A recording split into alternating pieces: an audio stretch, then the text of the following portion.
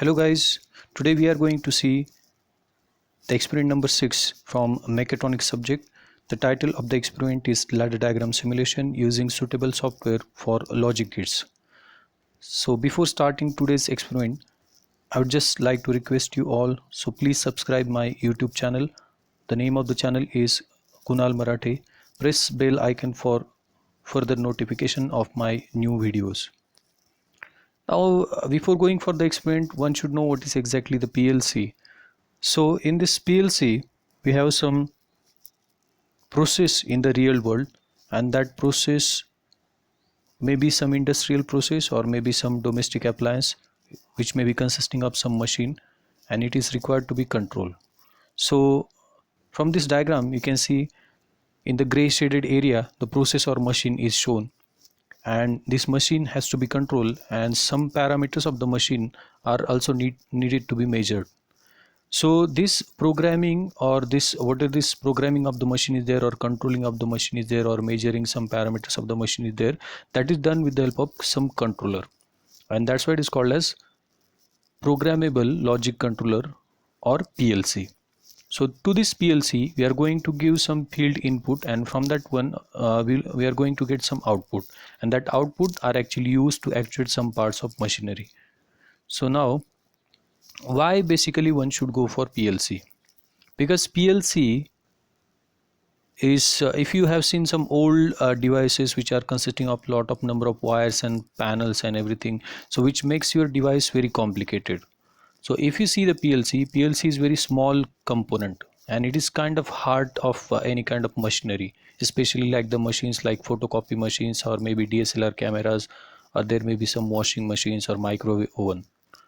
So why we are going for the PLC? Because PLC is very faster as compared to the normal machines or orthodox machines. So it operates actually in real time. It withstand various vibrations, temperature, then humidity and noise.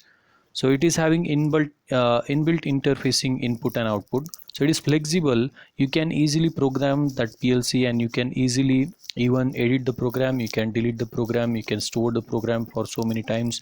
You can use that program, or you can use the stored program. So it is easy to maintain also. It requires less space also. There is less wiring also, and it is cheaper. Okay, so if you go for any simple kind of PLC which with which you can go for making some mini project or like that, so that may be cost near about 49,000. So it is one cannot say it is cheaper, but it is cheaper in some other sense. If you go for the same kind of device, and if you are going to run some mechanical devices by using that same technology, definitely you are going to pay more money. So your motor and all other orthodox things also will require a lot of money. So in that sense it is actually cheaper as compared to some orthodox machineries, and it gives us all these facilities. It operates in real time and vibration and all. Now PLC is basically having some input devices and some output devices. On the left hand side you can see all the input devices. We require some buttons, momentary action push button. We require some limit switches. We require some pressure limit switches. We require temperature limit switches. We require level limit switches. Then on the output side you can see on the right hand side of the screen, we require motor which is actually actuated. So whenever something happens on the inside input side, definitely on the output side there is some kind of actuation. The actuation may be the rotation of the motor, rotation of some shaft, then operation of some solenoid valve, or there may be some buzzer, there may be some alarm, or there may be some LED. So these things are comes under the category of output. Now we'll see the architecture of PLC. What is exactly PLC? So PLC is basically kind of processor. In computers we have processor. In the similar way, in the PLC also we have processor. To this processor we are going to feed some software, or we are going to feed some program. Okay, and as an input part you can see there are channel number 1, channel number 2, channel number 3, and as an output module part there is channel number 4, 5, 6. So lot of devices you can connect to that PLC. Okay, you can connect number of devices to one PLC depending upon the configuration of PLC, and you will get the output from the PLC. Now these are nothing but the component of PLC, as you can see in the picture. So here we have input sensing devices, which you can see there are number of buttons. So these buttons are connected to your input module. Then after that, this is going for your CPU, and there is memory also. You can see in the memory you can store the program, you can store the data, you can recall the data used in the history or used in the past. So having some operation, having some logical things, you'll get some output, and at the output you can again see there are some output devices, which may be some motor, solenoid valve, or there may be some any kind of shaft or any kind of buzzer or something. So in order to have the programming, definitely will require a computer. By using the computer you can make the program, and this program can be sent to your processor, or processor can be attached to your computer by using some interface, 9-pin interface or USB interface. So in this way, these components of PLC can be explained. Now types of PLC. So if you go for some small application, the brick type PLC is sufficient for you. If you have very large application, very large power plant is to be handled, or something like sugar factory or something, so in that case you have to go for big PLCs. The type of PLC is called as rack type PLC. Then programming of PLC, which is one of the very important thing, that how to program the PLCs. So PLCs are program, or they are actually incorporated into ladder diagram. So what is exactly the ladder diagram? So ladder diagram is kind of logical diagram which look like a ladder. So that's why it is called a ladder diagram. So in this ladder diagram, as you can see in the picture, it is having vertical rails. So you can see there are two lines, L1 and L2. So these two lines are nothing but the power supply. Vertical rails, they are called as rails or power supply, and horizontal lines of the ladder are called as rungs.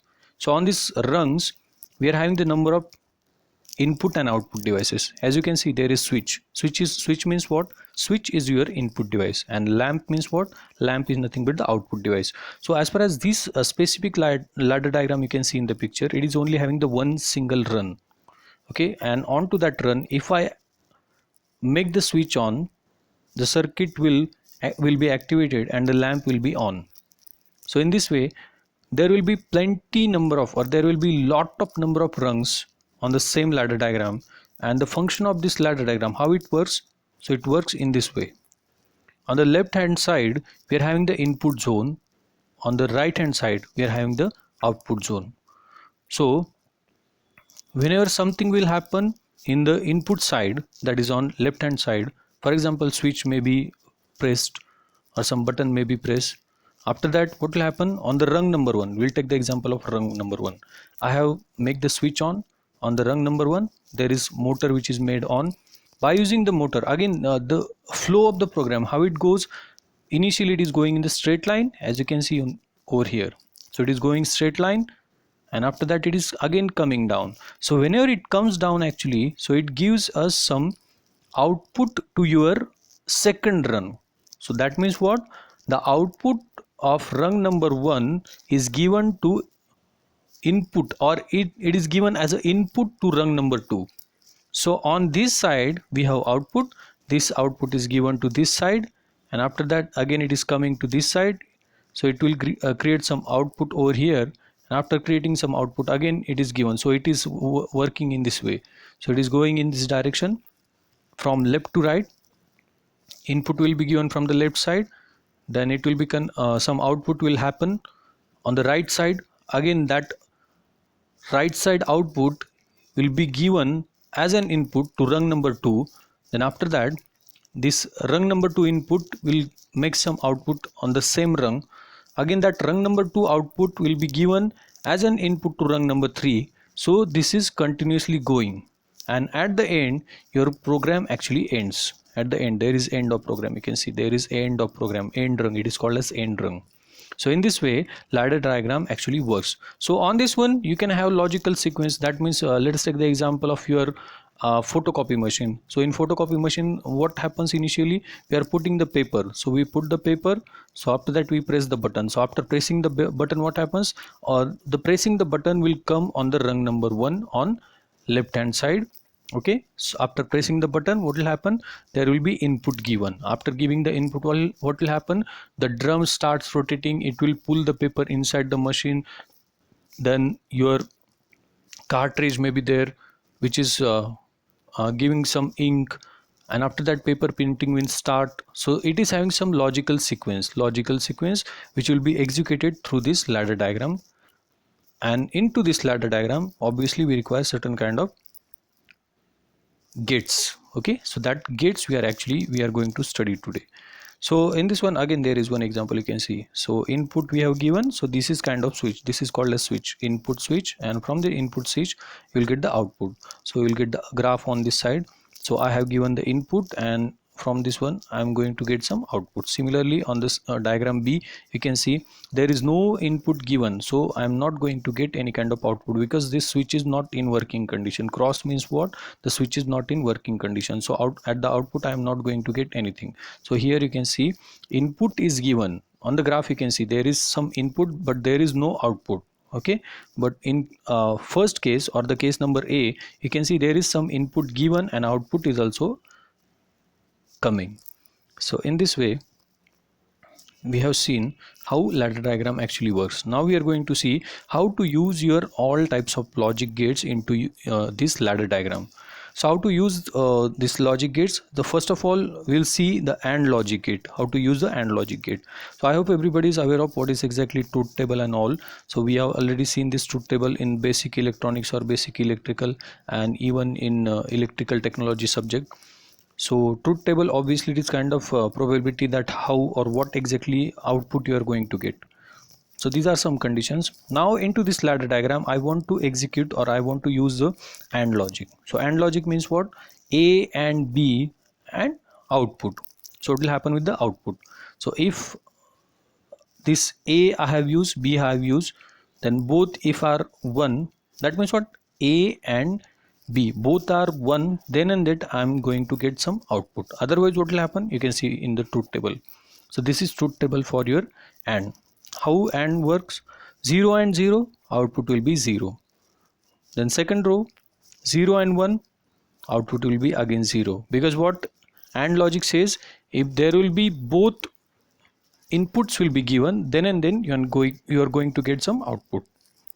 So 1 and 0, third row 1 and 0, it will also 0. Then final row 1 and 1, then you are going to get your output as a 1. Okay, so this is the way. If I am going to give input as a 1 to A, similarly input as a 1 to B, then and then your lamp will be ignited on the right hand side. Okay, so I hope everybody is aware that what is exactly ladder diagram. It look like a ladder diagram. So in the figure you can see there is ladder diagrams, vertical rail or power rail L1, and this is L2, and in between this we have rung number 1. Onto this rung number 1 we have A and B. To A I have given 0 input, to B I have given 0 input, I will get the 0 as output. So same truth table, whatever this truth table is there, the same truth table we are going to use over here. And after using the truth table, when I will exactly get the perfect output, I will get the perfect output whenever I have 1 and 1 equal to 1. So for A I have to give 1 as an input, for B I have to give 1 as an input, then and then this lamp will be ignited over here. Otherwise it will not be ignited. So this is logic for your, or this logical gate and logic gate can be used in your ladder diagram. Now for OR. What does OR mean? As name suggests, either or. Either A is there, then you will get the output, or B is there, you will also get the output. Both will be there, you will also going to get the output. But both will not be there, you are not going to get any kind of output. So in this truth table, now you can see this is truth table for your OR. So how it works? 0 or 0, 0, 0 or 1, 1, because one of them should be at least one of the this switch should be having some input. In this case second row, B is having 1 as an input, you are going to get the output as a 1.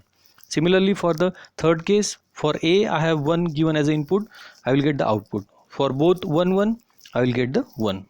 So similar way we have put this logic gates into this ladder diagram. So in this ladder diagram you can see I have put A over here, B over here. So these are called as switches. A, B are nothing but the switches.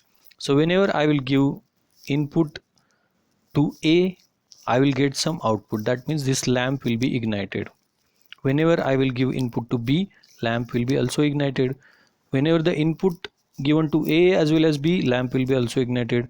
But whenever I'm not going to give any input to A and B, your lamp will not be ignited, because for 0 0 truth table shows 0. Now for not logic is very simple. If you are going to give 0, you will get output at a 1. So this is your truth table for not logic. So how it works: whenever you will have 0 as an input, you will get output as a 1. Whenever you will have 1 as an input, you will get output as a 0. Okay, so in this way this truth table actually works. So what we have done is, we have one single switch over here. If I am going to give 1 as an input, your lamp will not be ignited. Whenever I am going to give some 0 as input, your lamp will be ignited. So in this way your ladder diagram not logic actually works. Okay, so example we are going to see, there is one bank in which there are 3 officers which are very important in order to open some vault or safe. And what is rule of the bank? The bank rule says that in order to open the vault, 2 officers among the 3 must be present. So if there are 2 officers, then you can open that bank vault. Okay, so we have to develop one ladder diagram for this one. Now we have called the officers as 1 2. Officer 1 is called as 1, officer 2 is called as 2, and officer 3 is called as 3. So their keys are also called as 1 2 3. So what is condition? So I have to develop one ladder diagram for this one.